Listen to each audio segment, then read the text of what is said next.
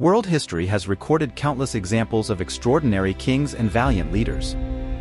If Pharaoh Ramesses II alone pushed back tens of thousands of Hittite warriors in ambush, then later, Alexander the Great dared to lead a few dozen cavalrymen to attack the ranks of hundreds of thousands of Persian troops.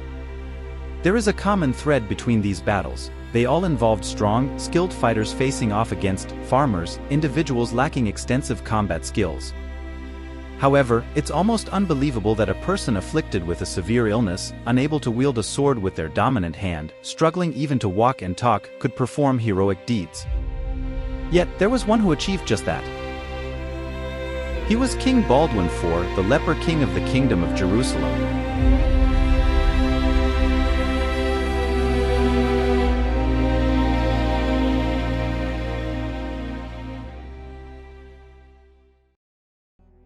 The question arises, how could a leprous king become a defender of faith, a savior of the Christian world, or a hero of the Knights Templar? What motivation or sheer force of will enabled someone seemingly disabled, who knew he couldn't live past the age of 30, to defend Jerusalem against Saladin, known as the invincible warrior of Islam throughout those years of his reign? Until the end of his life, when he was completely blind and paralyzed in both hands and feet, Baldwin IV still deterred his enemies from attacking the Kingdom of Heaven, even though their forces were much larger and stronger. This was truly a human effort beyond limits.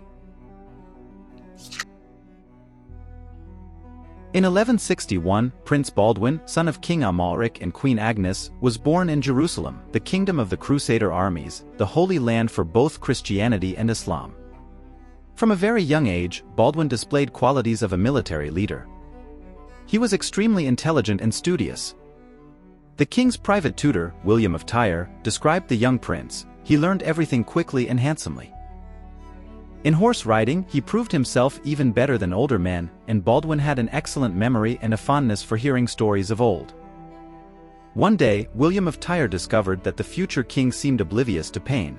The young boy didn't cry even when other children pinched him. Initially, William thought the 9-year-old prince was just being tough and brave, but upon closer examination, he found that Baldwin had completely lost sensation in his arm, a symptom of leprosy. During that time, leprosy was terrifying because of the horrifying complications it caused in patients. Muslims asserted that the disease was Allah's punishment upon the infidels, those who dared to take Jerusalem from them. Even Christians believed they were being punished by God. When the leader of Jerusalem contracted the disease, they knew that the Kingdom of Heaven was doomed. For years after William of Tyre discovered the young prince's illness, King Amalric died, and Baldwin officially became king of Jerusalem at the age of 13. Because the king was still too young, Miles of Plansey, the king's closest relative, became regent. Soon after, Miles was murdered, and Raymond of Tripoli became his replacement.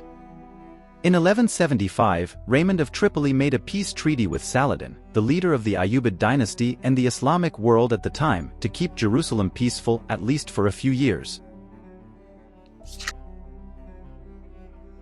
But Baldwin understood his role clearly. At the age of 15, when other children were still playing, he became a powerful king. In 1176, the young king officially took back all the power of the Kingdom of Jerusalem.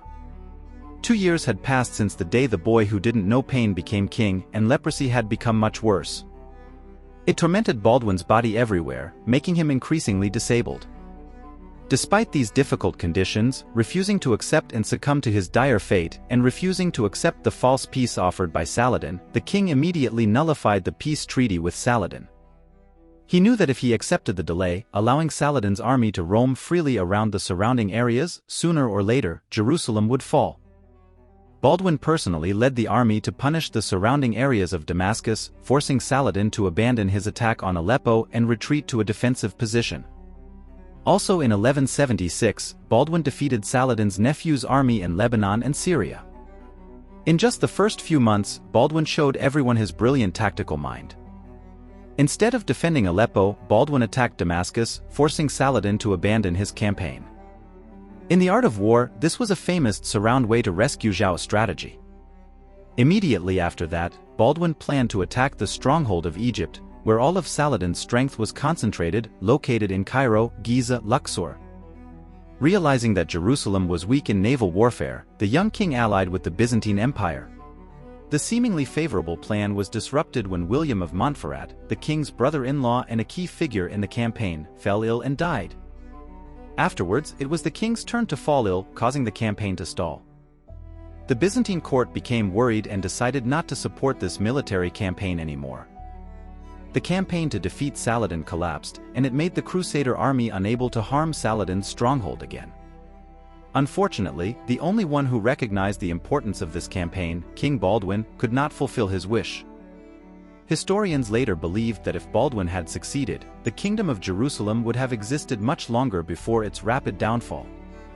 World history would have changed significantly if Saladin had been defeated on that day. Not only with intelligence and visionary, what made Baldwin IV a great king was his unbelievable courage in the famous Battle of Montgessard, where the 16-year-old king defeated a much larger and elite enemy army. After the failed Egypt campaign, Philip of Flanders brought his army back to the northern border of Jerusalem, and Raymond of Tripoli also joined. This put Jerusalem in an extremely dangerous position. While the king was seriously ill, the soldiers had all left. Saladin, of course, could not miss the opportunity given by Allah, and he brought 26,000 elite soldiers and the Kasaki Egyptian guard to Jerusalem. On his sickbed, Baldwin called for 600 Templar knights and thousands of local soldiers to resist Saladin. His health was so bad that people thought he was about to die. Bernard Hamilton, author of Baldwin IV, the Leper King and His Heirs, described the king at that time as half dead. The king's army compared to Saladin's 26,000 Muslim warriors was like a candle in the wind. Seeing that, Saladin ignored King Baldwin and advanced straight to Jerusalem. On the way to Jerusalem, Saladin attacked Ramla, Lydda, Arsuf, and let his troops spread over a wide area, looting freely, believing that the king could do nothing with such a crippled army. The Crusader army clashed with Saladin at Mons Gisardi near Ramla. This took Saladin by surprise. He hastily regrouped his army, deployed it against the enemy. From a distance, the army commanded by Baldwin IV remained silent. The king ordered to place a giant cross in front of the front line. And the king himself, despite the dreadful disease, struggled to get on his horse, knelt before the holy cross, prayed for victory, and stood tall to rally the soldiers. While Saladin was still busy regrouping his forces, the Crusader army rushed forward like a flood. The king, his right hand wrapped in bandages, unable to grasp, swung his sword with his left hand straight into the midst of Saladin's army. The Muslim warriors were terrified, and if it weren't for the strongest camel, Saladin would have been captured in the middle of the battlefield. The young king, with his hand tightly wrapped in bandages, always led the ranks of the people of God, with St. George by his side. It is recounted that the Holy Cross shone brightly like the sun. It was an unimaginable victory, the resounding echo of the First Crusade. But it was also the last time a Muslim army was defeated by a force so small.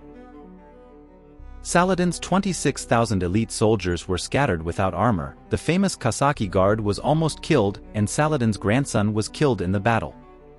Baldwin continued to pursue Saladin until nightfall before retreating to Ascalon. 10 days later, heavy rains fell for 10 days. Saladin's defeated army now had only more than 2,000 people left, struggling with hunger and thirst as well as being robbed on the way back to Egypt. Many years later, Saladin still recalled this defeat as a terrible disaster. However, upon returning to Egypt, Saladin ordered that no one speak of this defeat and to consider it a victory. He simply withdrew back to Egypt. The Battle of Montgessard made the name Baldwin IV a legend. Throughout the Christian kingdoms, he was hailed as the savior of Christ, the defender of faith.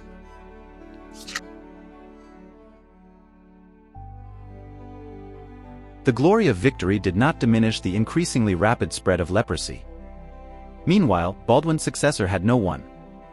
In 1183, the king officially became blind, and his limbs were so disabled that he couldn't do anything. Baldwin appointed Guy de Lusignan as regent.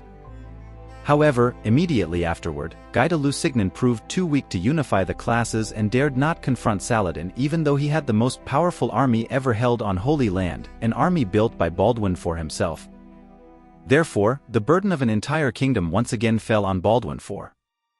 At the end of 1183, the wedding of the king's sister, Isabel, held at Karak caught Saladin's attention. Immediately, the Muslim leader besieged the castle while everyone was celebrating. Although Baldwin was completely disabled, he ordered his retinue to carry him on a stretcher to rush to the rescue of Carrick. Fearing this extraordinary effort and knowing the extraordinary military talents of the young king, Saladin ordered his troops to withdraw. In 1184, once again Saladin besieged Carrick, and shortly after, he had to withdraw because Baldwin IV appeared on the battlefield, even on a stretcher. On May 16, 1185, the soul of Baldwin IV met God. He was cremated at the Stone Tomb Church in Jerusalem. 2 years after the king's death, Guy de Lusignan suffered a crushing defeat at the hands of Saladin, and the kingdom of heaven Jerusalem fell into the hands of the Muslims. Baldwin IV's 24-year life was an epic like what was inscribed on the roof of the Stone Tomb Church, per crucem ad lucem. The young king's faith helped keep Jerusalem peaceful during those years of his reign. Historians later believed that what killed Baldwin IV was not leprosy. He could have lived much longer, but the incessant battles caused his wounds to become infected beyond repair.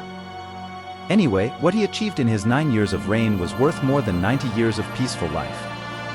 The kingdom of Jerusalem collapsed forever, and the name Saladin became a terror of Christianity until King Richard I, or Richard the Lionheart, appeared.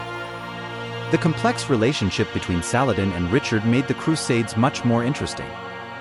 And that's another story.